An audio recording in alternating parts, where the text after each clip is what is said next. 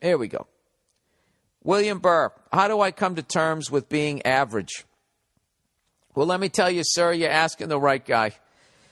Love everything you do. Come to see your show on August 23rd at the MGM. That's right. I'm going to be at the MGM in Foxwoods, Connecticut on August 23rd. Oh, and by the way, I have a super secret, very special show that I'm going to be doing at the end of August. All right? I'm teasing it right now with another comedian that is way beyond me or my abilities. And I've always wanted to work with them, and I reached out to them, and we're going to do a co-headlining show. Where, you ask? I'm not saying shit until tickets go on sale. When, you ask? I told you, towards the end of August. Why, Bill? Why are you doing this, you ask? Because I'm learning from other radio guys. You kind of put half the information out there. You get everybody at the edge of their seats. And then the fucking Blackhawks score 2 goals on you and it's over. Sorry. How do I come to terms that I just won't be financially successful to the point where money is not an issue? Jesus Christ, dude. That just made me feel sad. Why would you think that? All right, I guess he's going to go into detail as to why. He goes, I'm 30, held many technical positions in the corporate ladder at a few big companies.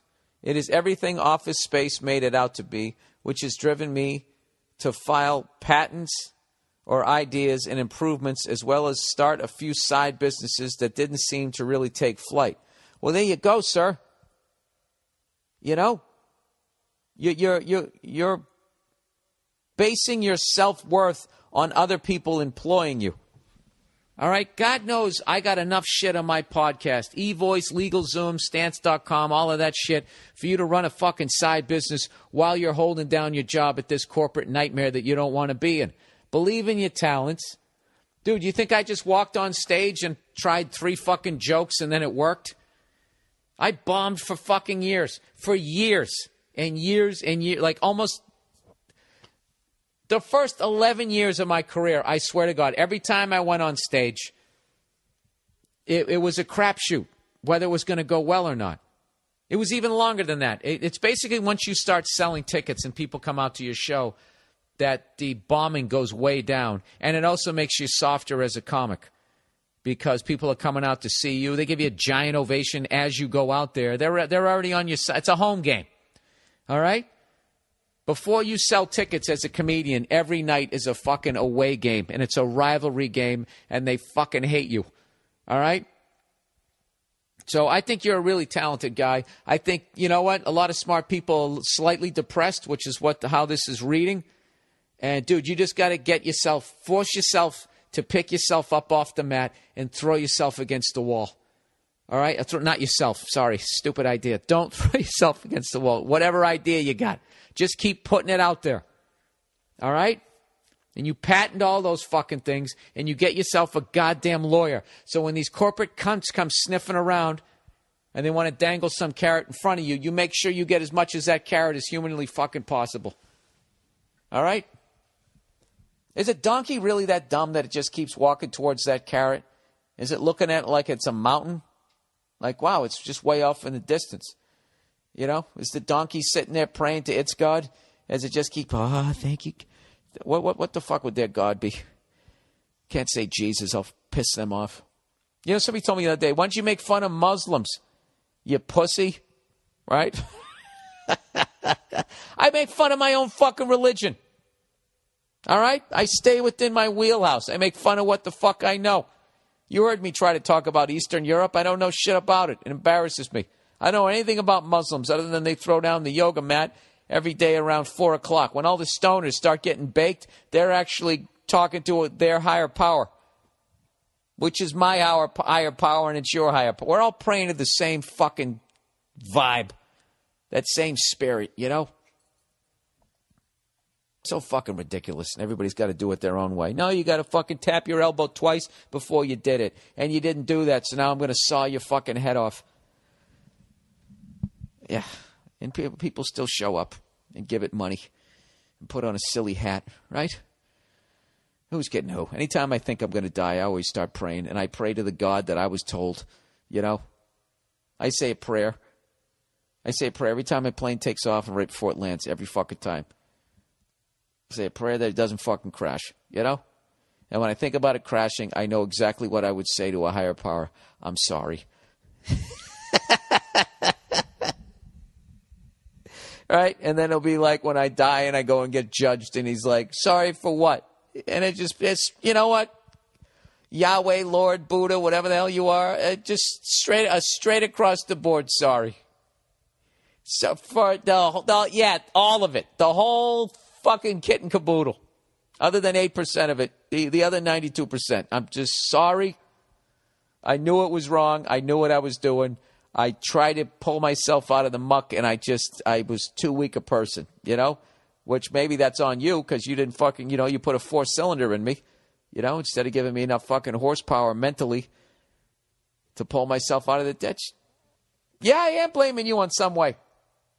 You know, you made me, you know, the fuck? If I made a car and it didn't run, I'm going to blame the car? Do what you got to do. Whatever. Sorry. Anyways, back to this here. He goes, I work 50 to 60 hours a week, feeling burnt while trying my last side business. With no time but work, I'm about to realize, fuck it. Dude, don't quit. Do not quit. He goes, he's about ready to say, fuck it just won't be me. I won't be the guy with a lake house or a guy who can buy cars with a briefcase of money or a guy with 22-year-olds on his arm at 40.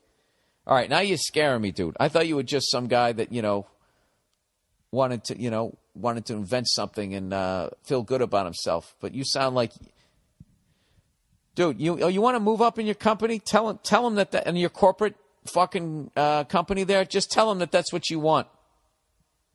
Just walk in and just say, listen, this is what I want, a house by a lake. I want to buy vintage cars with a briefcase full of money that nobody knows where it came from. And I want some 22-year-old ass on my arm my whole fucking life. I just want to keep trading them in.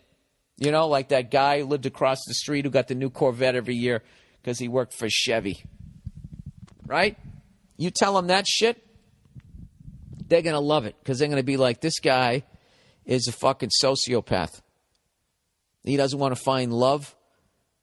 He doesn't want to make the world a better place. He wants to go out there and get his. That's great. He wants a house by a lake. We'll give him a house by a lake, and we'll give him the chemicals to dump into it. That's okay? You want that house by a lake? You got to take our fucking waste and dump it in that goddamn lake. All right? Now, I want you to practice shrugging your shoulders. Well, I don't know. We want to see that you're going to be able to do that. All right? And if you get caught, you got to take the fall. Walk up to that podium over there. Let me see you just improvise taking the fall. We're going to throw out a couple of scenarios. All right? Just relax. We got a glass of water up there. Have a drink. Have a drink. Okay. All right. First scenario. Fucking Sheryl Crow somehow gets behind some cunt that figures out that we have 3-year-olds making the Pampers down there in Honduras. All right? We need you to take the fall. Go. Okay. It's come to our attention that some of our practices in the infant undergarment industry have come into question. We are looking into it. I accept full responsibility. The buck stops with me, and I am the head of that division. And I don't like babies. I'm sorry. I don't know where to go. Fuck it. Fuck you and your lake. That isn't good. That was bad. And we can see you sweat from over here. Go back to your cubicle. That's like parole. That's like a parole hearing in a corporate office. You know, they bring you in once every 7 years and they see how good you are at lying.